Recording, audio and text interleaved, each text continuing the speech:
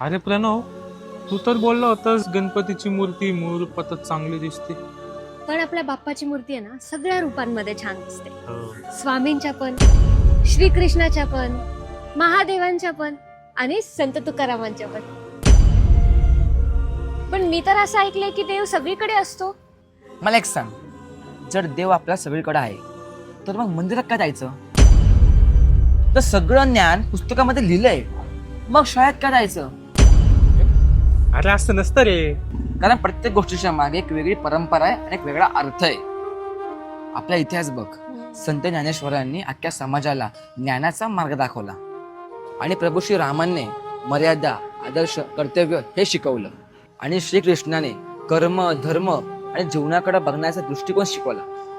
पण मला मान्य आहे, श्रीकृष्ण आणि श्रीराम हे विष्णूचे अवतार आहेत, पण दोघांचे कर्म वेगळे आहेत, दोघांचा योग वेगळा आहे, दोघांनी दिलेली शिकवण वेगळी आहे. आपण बाप्पाला घरी आणतो, त्याची प्राणप्रतिष्ठा करतो, पूजा करतो, ती सेवा करतो आणि शेवटी आपण त्याचे विसर्जन करतो.